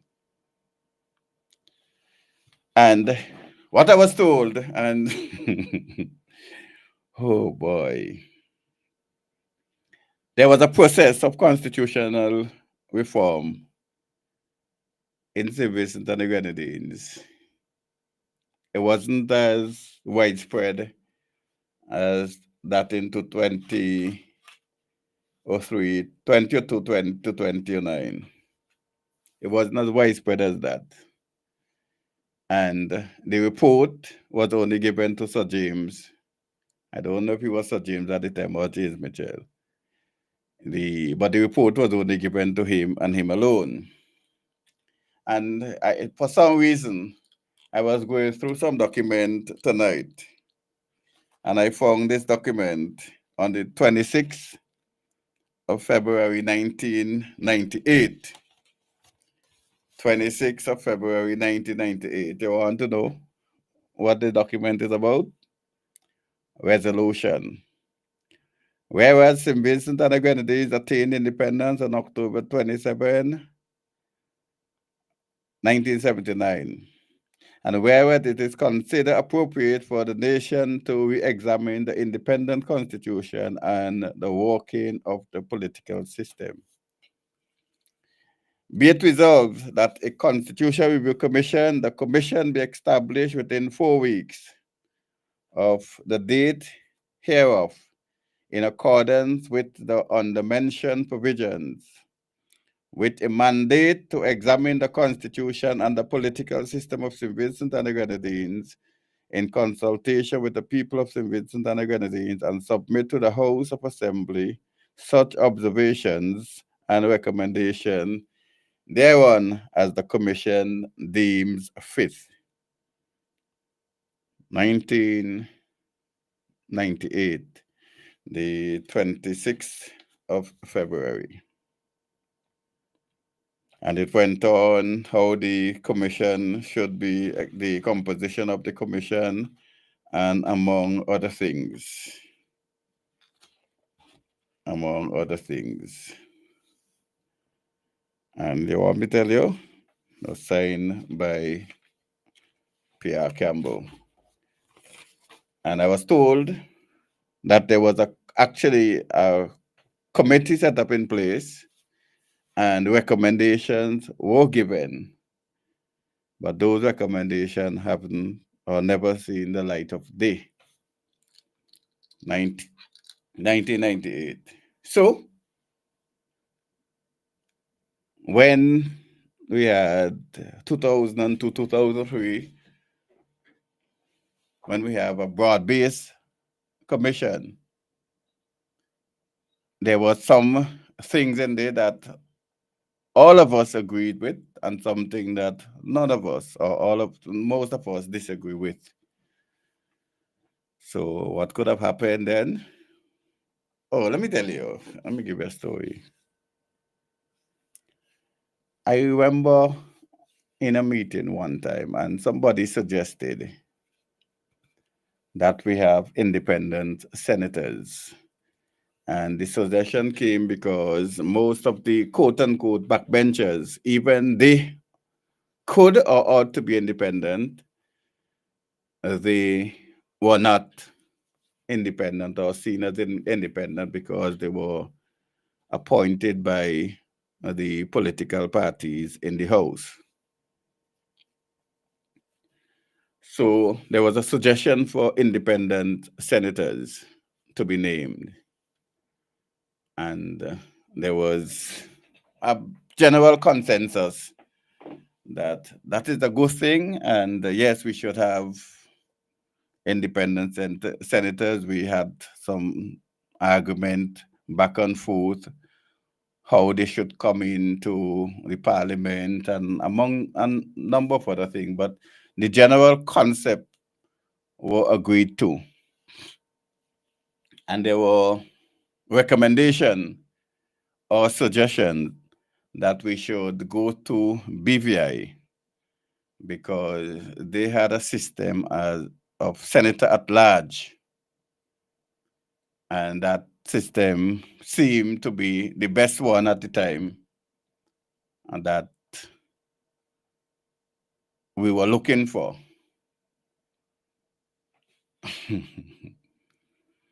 After a mission were mounted to BVI, all the documentation were gathered and reviewed, and the necessary recommendation were made.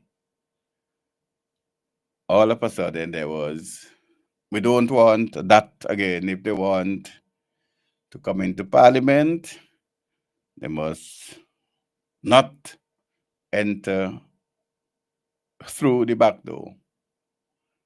And there was objection to that statement because most, if not all, of the senators enter through the back door. And when I say most, if not all, because when they indicated enter into the back door, they mean that they must go through the rough and tumble of politics. And that's why I say most, because some of them were rejected by the people and then they were given an opportunity to serve as a senator or senator still. So that was a major problem for some of us who came from civil society. That was a major problem for some of us who came from civil society. And then we had the issue of 2 terms and 2 terms only, because that is what was suggested by the people, that the party could remain there, but the leader must go after 2 terms. That was the general consensus of the people. Then after we had, oh, it's a democracy and let the people choose the leader for as long as they want. And I laughed because we know that let the people choose the prime minister who they want. We don't vote for prime ministers in St. Vincent and the Grenadines. We vote for 15 elected representatives to represent the constituency, the constituencies. So we don't vote for a prime minister, we don't vote for opposition leader. So tomorrow, as well, not literally tomorrow, I say Monday, Saboto Caesar and the member of his gang could send a letter to the Governor General and say we no longer want Dr. Gonsalves to be the Prime Minister. I almost going to say there's nothing the Prime Minister can do, but legally he ought not to do nothing, but he can decide to parole Parliament and then have a general election and get rid of those individuals. But strictly speaking, constitutionally, there's nothing he can do technically to stop it, because we do not vote for prime ministers in these parts. So if the rest members of the executive arm of government indicated we no longer want Dr. Gonsalves, so be it. And in the same breath, if they indicated we no longer want Dr. Friday, to be the leader of the opposition, the position are the same. You send a letter to the Governor General and say, no, we don't want Dr. Friday. He doesn't command the majority of respect on this side of the house. So we don't want Dr. Friday to be the leader of the opposition. So I'm just saying that to say that that argument was a nonsensical argument about allowing the people to vote for the prime minister they want.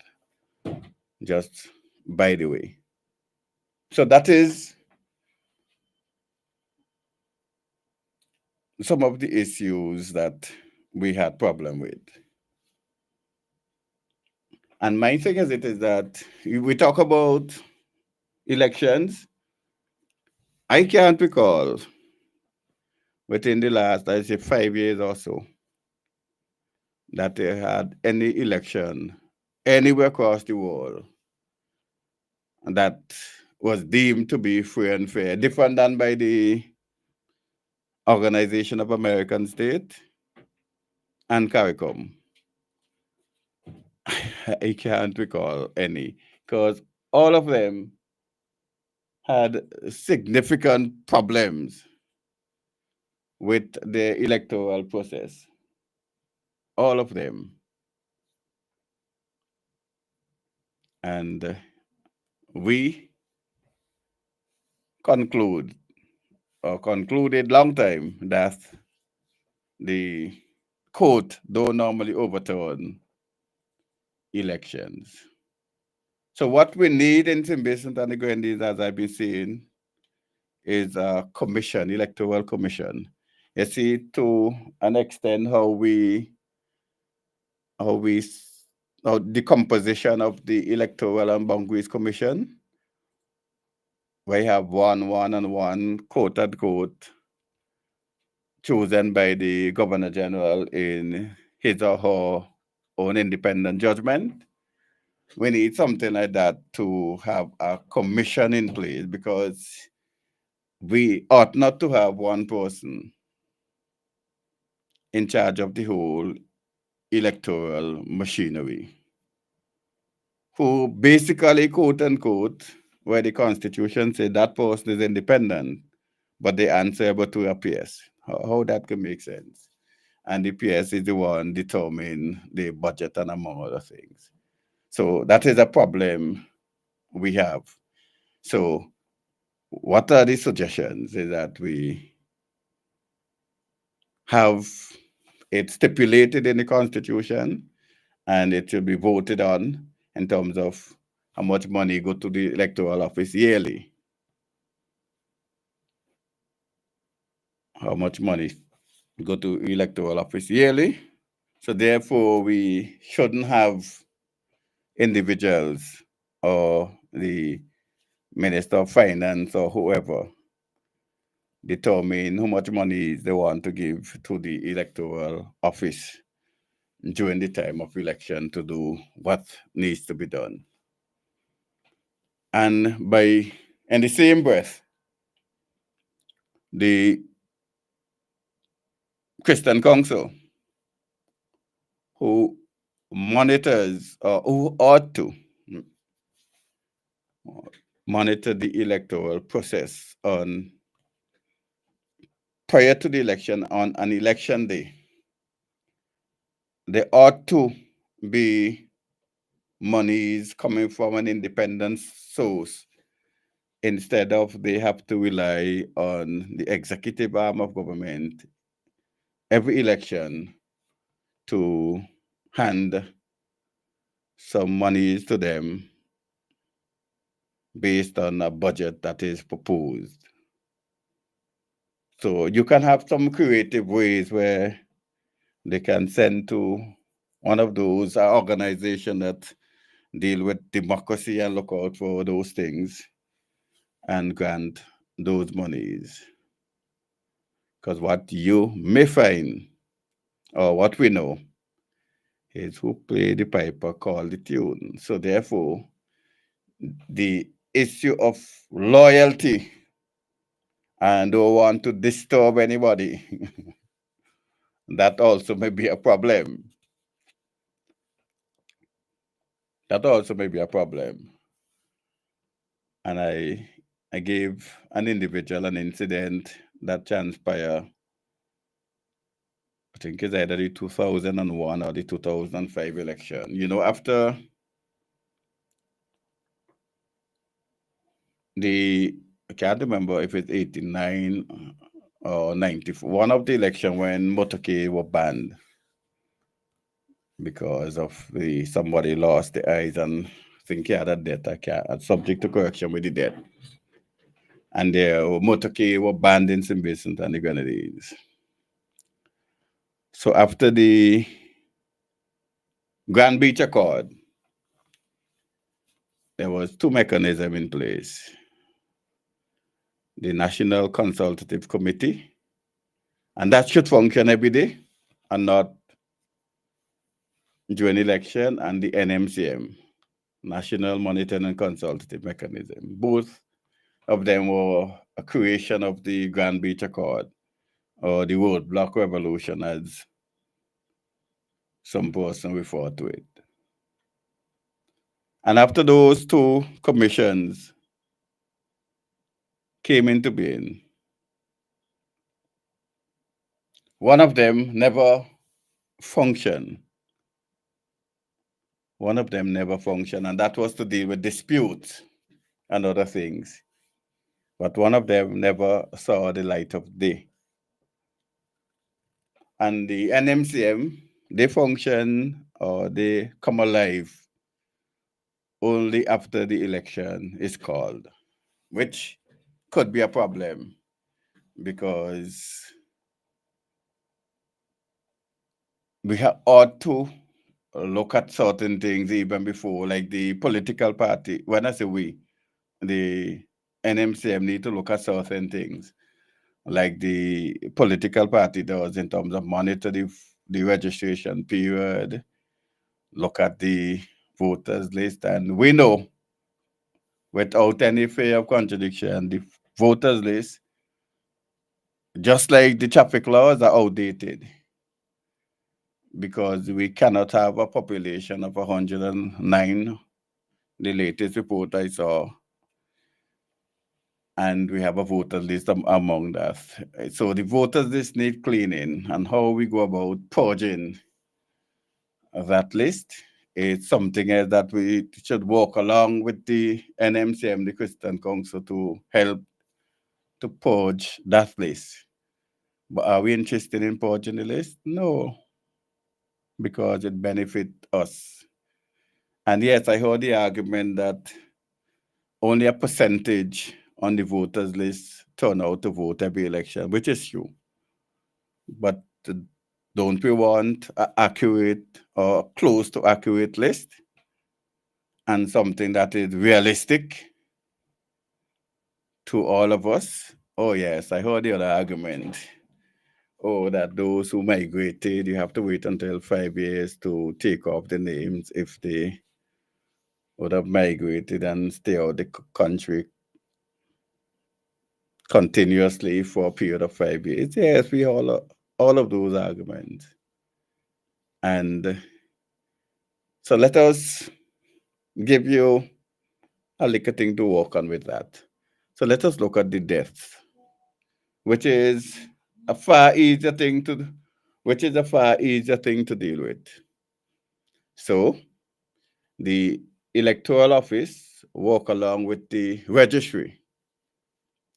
So when a person go to register the death of his or her loved one, immediately after registering that death, those names should go across to the electoral office. And therefore, the electoral office verify and then they blot out their transgression.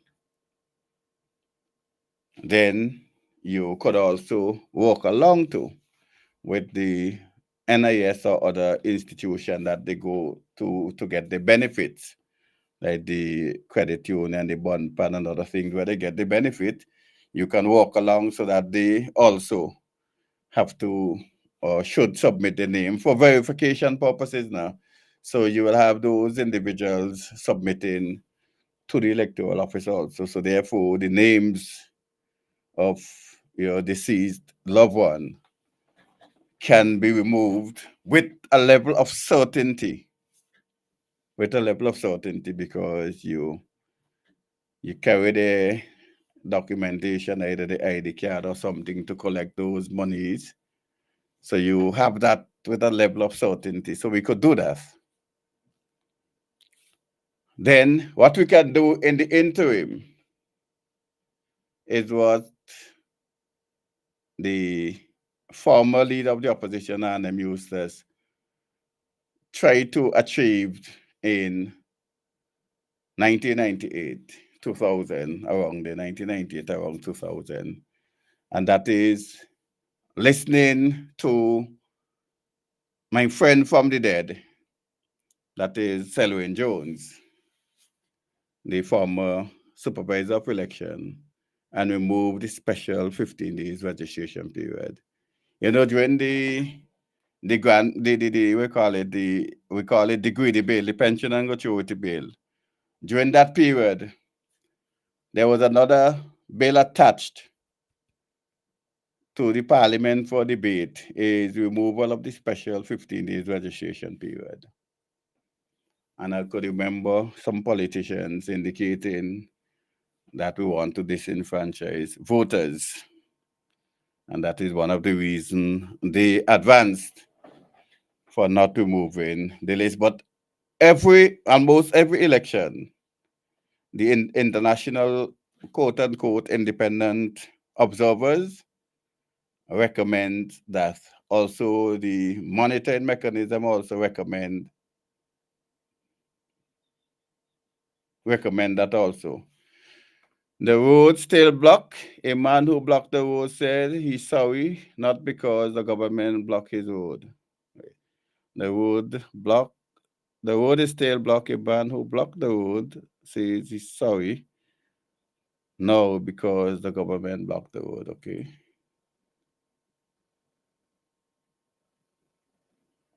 I don't understand that, but something about buying Glen, but I don't understand. So sorry, I can't. Yeah. So that is the issue that we can deal with in terms of purging the electoral list, dealing with the system, have the commission in place, don't have one person dealing with the whole process, micromanaging the process. And then, yet, one of the call, I can't remember if it's Hamilton or the other individual from overseas, you have election being called before certain papers being final, the papers that have to be sent to the governor general to determine we had those things happen, and that those things are not to be. Everything is a revolution here, but the government is not acknowledging the murder crime and crime revolution. The government blocked his road. I remember they had the Commission on Crime Prevention. I think it was the name, Janita or Janello, I can't remember, but I was one of the first person who were in charge of it. And yes, we used to work along together in terms of dealing with some of the issues. And I can't remember what happened to that after in terms of the Commission for Crime Prevention. But we had that. I don't know how effective, if it's still around, how effective. But it used to be walking along with the community when the former, I think, is Inspector Lois was there. So crime prevention, and I don't think we look at the prevention part of it seriously enough. What we do, we look at how we could apprehend and make stiffer penalties for persons who are in violation of the law, instead of preventing them from becoming criminals in our system. So we have a lot to do. We have a lot to work on. We can do a lot better in terms of getting a better society for our future generation. We are old or advanced in age and moving on. And we will want to leave a better place for the generation to come. And we cannot do it at the current pace we are going negatively. Until next week, have a wonderful weekend.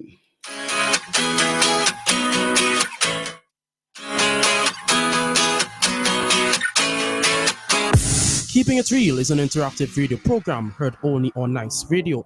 Join your host, Joel Abraham, every Friday as we discuss important issues affecting our society from 8 to 10:30 p.m.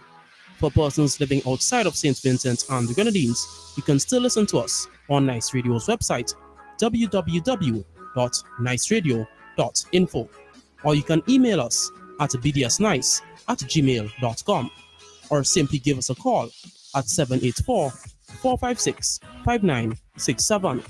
Remember, it's Keeping It Real, the interactive talk show program heard each and every Friday only on Nice Radio. 90.3, 96.7, and 101.3 FM.